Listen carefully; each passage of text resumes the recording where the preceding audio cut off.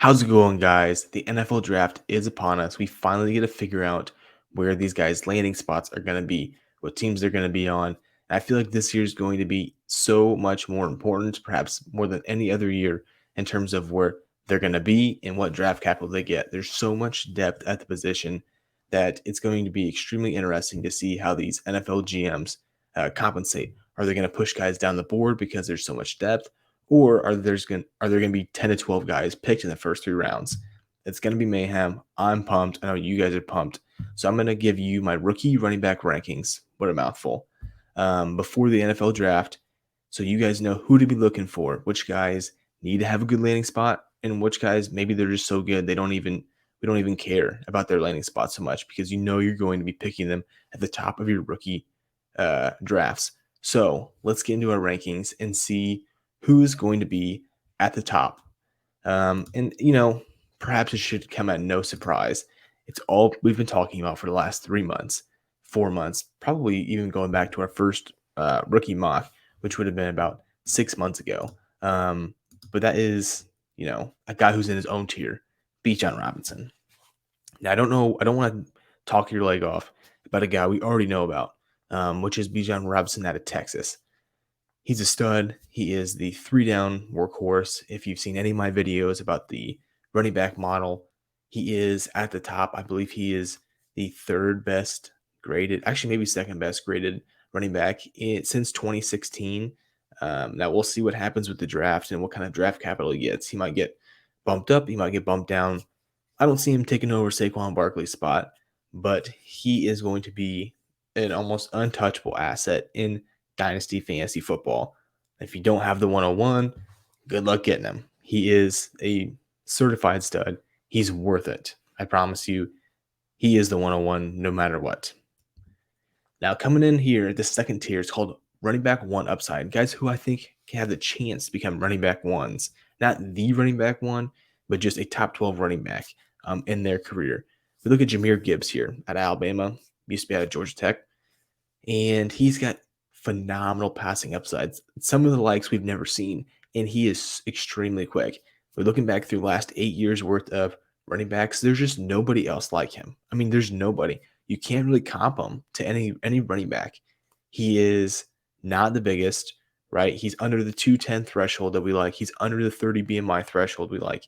So he's a running back by committee type of player. But I tell you what, he is unbelievable with the ball in his hands. And he is such a deep pass catching threat that in PPR leagues, he is going to be such a viable player. Now, I get the concern with between the tackles. However, because of the immense pass catching work that he got in college and he's going to get in the NFL, he has the potential to be a top 12 running back in the NFL. Coming at running back 3. Now, these aren't exactly, I'm going to put them in tiers. These aren't rankings like 1, 2, 3, 4. I will say I think I have Zach Charbonnet around the running back 3, and that's just because he does everything pretty well, okay? He doesn't wow you by any means with anything in particular. He's just above average at most things. He's got pretty good production, doesn't do very many things wrong. He's just not the flashiest player. You're not going to see him, have that pass catching production like Jahmyr Gibbs does, or those wow plays like Bijan does. But he's still a very good player in his own right. I think it's going to be interesting to see where he gets landed. I think he could be he's easily got the size to be a 3-down back, which is what you want to have in your dynasty fantasy football teams. 3-down backs are huge. It's one thing he has over Jahmyr Gibbs, and I know quite a few people have him over Gibbs as running back 2 in the class because of that. But I think he's a decent running back. I think it's interesting. He went back. This is his senior year. He could have had a chance to be in the 2023 class, in which he would have been up there probably at running back 3 in that class as well, behind Kenneth Walker. Might have pushed him for running back 2. I don't know. But to go back for this class with all these running backs is an interesting choice there by Zach Charbonnet.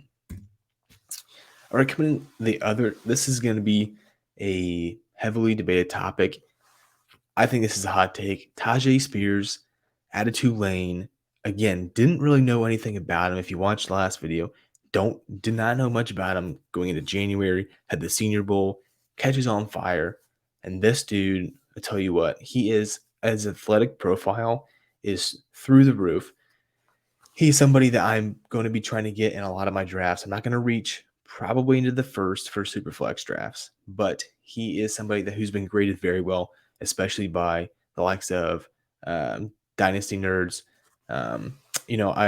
Garrett Price is a guy who I look at when it comes to running back grades, and he has him, I believe, as his running back 2, tied with Jahmyr Gibbs, and that's something you guys got to think about. I'm trying to help you figure out who you want to be taking in these rookie drafts. And I'm telling you, Tyjae Spears is a dog. He's got the same size concerns as Jahmyr Gibbs, but according to Next Gen Stats, he actually had a better profile than Jahmyr Gibbs does in terms of overall athleticism and production. If you go look it up, Next Gen Stats, his grade, I believe, is an 87. I think Jahmyr Gibbs is either 84 or 85. No, 84. But yeah, this dude, he is gifted, and it's somebody who I think is kind of flying under the radar somewhat, depending on what league you're in. So next up, we have the category. There's some juice, okay? These guys aren't going to be, perhaps you're thinking of, they're going to be running back ones, but I think that they have certain skill sets that could perhaps get them to be running back one at some point in their career. All right, so we're starting off here with Devon Achane. It's his speed, right? This dude has plenty of juice when it comes to speed. Extremely quick, very good runner. The knock on him though is his size. He's only buck 90. So 190 pounds, not the biggest dude. Another one that's a candidate for running back by committee. He's under 30 BMI, under 210 pound threshold. So wow, he's also been graded pretty highly by the Dynasty nerds. And I know there's some other film analysts who believe that he's top 5 back in this class. And I think he has potential to be a top 5 back in this class. Absolutely. So he's got to keep an eye on. Kendre Miller, a guy who I really liked just watching in college through film. And he's had his injuries. He got injured in the playoffs. And so we haven't seen a whole lot of him testing wise either. And I think this guy's he's kind of gotten forgotten a little bit over the course of the offseason. It's a long offseason. We got January all the way through the end of April, and then you finally get to your rookie drafts. He's kind of he there's nothing that he's done that's been superb. Production wise, he didn't blow anybody out of the water. He didn't get a test, so there's just a lot of unknowns with Kendre Miller. However, I think he has the potential to be a 3-down back. He has the size. I like him a lot.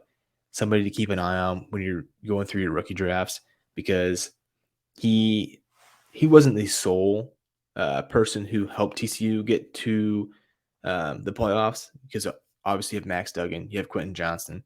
They have pretty good, decent defense, but he was a big key to them making the playoffs. So Kendre Miller, a name to keep in mind when you're watching the NFL draft this weekend.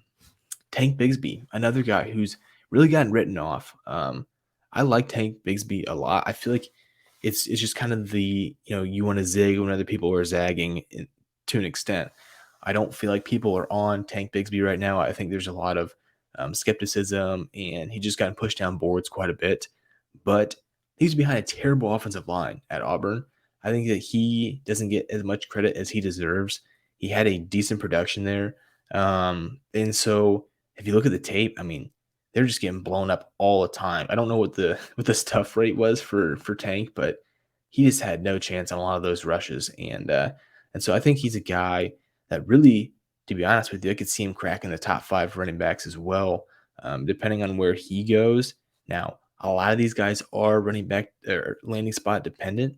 However, I wasn't going to put them, we got to make tiers. I think these guys have enough that can overcome a poor landing spot. Now, if you're saying like, okay, Kendre Miller's going to New England with Ramondre Stevenson, or he's going to go back up, Jonathan Taylor or something crazy like that. I don't know why that would be the case, but you get what I'm saying. If they get into bad situations and then Devon Achane goes to the Dolphins or the Chiefs or, what have you, that's when you start to look at the landing spots, right? We're not going to take Devon Achane over Bijan Robinson just because Bijan Robinson gets a bad landing spot and Devon Achane goes to the Dolphins. That's just silly. We're not pulling a CEH over Jonathan Taylor, but when we're in the same tiers, that's when we start to figure out, okay, this is when we need to make those moves.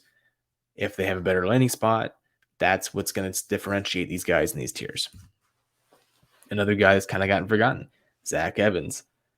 Zach Evans. This is somebody who could have two very polarizing paths. He could either burn out and be absolutely nothing, or he could be, I don't want to say a league winner, but he has a lot of upside. He's gotten stuck with two guys in his career who are going to be NFL running backs. Kendre Miller at TCU transfers out, goes to Ole Miss. Then he gets running back as a freshman, Quinshon Judkins as his teammate.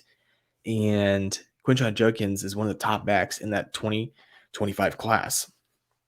So he didn't get the time or the production that he was hoping for when he transferred. And so he really just kind of fizzled out the rest of the year. And it's just a guy that people were kind of off on. You pretty much have to throw production out the window if you like him, and you just have to go for what you see on tape because that's essentially all you have. He hasn't produced a ton. That is worrisome, but he has, I believe, the upside in the right situation to prove that he can be a running back one. Now, this one's going to be maybe the hottest take I got. Deuce Vaughn coming at 5'5", absolutely minuscule, smallest prospect ever recorded at the combine, but he is a stud, and I will die on that hill. I love getting Deuce Vaughn in the late third, early fourth. I'm picking up every time. I don't care what his odds are of him. You have to pick players at this point in the draft that have upside. This is a major upside play. He could be nothing, but if you're picking him in the third and late fourth, the odds of those hitting are so small anyway that I'd rather take the odds with Deuce Vaughn and roll with him. He is a PPR monster. I could see him having a Darren Sproles career. They just a team needs to find him and get him in a spot that he can be that Darren Sproles. If he can do that, good luck, man. You'll be glad that you picked him. And if he doesn't work out, it's whatever. You're burning a mid third, late third, early fourth pick. That's where he's going in these rookie drafts. That's not that big of a deal, is what it is. Okay. Last tier, landing spot dependent. Roschon Johnson, just the guy behind Bijan, but he's good in his own right. I've seen a lot of people say, oh, he would be the running back one at almost any other college except for Texas because he's behind Bijan. Well, if that was the case, then I'm sure he would have transferred somewhere else. And then he would have been the running back one anywhere else. I think he's a good player. I think he needs to get in a role that is he can get that 3-down back because he does have good size and pretty typical 3-down back size. So if he can get into a system where he is the main guy, kind of like a Tyler Algier, Dameon Pierce situation from this past year, then he could be something worth picking in your dynasty drafts. I've seen him go usually in the late second, which I'm fine with in Superflex drafts. But I don't know. I'd rather go with some other guys for upside, to be honest with you. He just seems like a very safe floor pick if he gets in the right situation. Then we got Eric Gray at Oklahoma. In my model that I've talked about, he actually graded out pretty well. He's kind of middle of the class, which is better than I expected. And he's a guy that not a whole lot of people remember. Transferred to Oklahoma, and I know there's a lot of people, and a couple in particular who I trust who actually really like him. And so keep an eye on him as you're going through watching the NFL draft, see where he gets selected. And then, of course, I'll make a video kind of going over my rankings after the draft. Israel Abanikanda might get some hate for putting him down here, but I'm not sure that I'm going to see. He's coming out of Pitt, good production. I don't know if I see it with him. Again, there's people that I trust that just are not on this train. I could go either way. He didn't grade out. He's kind of middle of the pack in the model. I'm not huge on him. It is what it is. He's going to have to get a really good landing spot for me to care at all about him. Then Evan Hull, actually, I thought about putting him up at there's some juice tier because this is a guy that could possibly really mean something in Dynasty Fantasy Football. And I don't feel like a whole lot of people know who he is at Northwestern. If you go watch the combine, he tries extremely hard, gives 100% every single rep, and he's got really good pass catching ability. I think he's going to have some value for PPR leagues if he gets in the right spot. So again, landing spot dependent for him. And there's one guy who's not in any of these tiers, who's kind of been omitted, but we got to put him here. We don't know what's going on with his heart condition, and that's Sean Tucker. I really like Sean Tucker. You get the ball in his hands, he's fantastic. All right, in the open space, vision's questionable. I get it, but in the open field, he is very good track athlete. We don't know what's going on with the heart injury, so that's something you got to keep, be aware of, be vigilant. We'll see what happens with the draft. That's the biggest telltale sign for me. What is the NFL going to do with him? Are they going to say, no, we're not picking up until the 6th or 7th round because this is a serious thing? Or is he going to go in the 3rd round and all of a sudden, nope, we're back on the Sean Tucker train, and he bumps up a couple tiers? The draft is actually going to be huge for Sean Tucker and us figuring out what he really is going to be. All right, guys, those are my rankings. I hope you enjoy the NFL draft. I'm going to be posting my final model grades on Sunday, I believe. I might be live streaming. Let me know in the comments if you guys would want to join a live stream. I might do just a little live reveal of the grades, kind of get a little, hype going. Might be exciting. So let me know what you guys think. I appreciate you guys watching the video as always. I'll see you in the next one.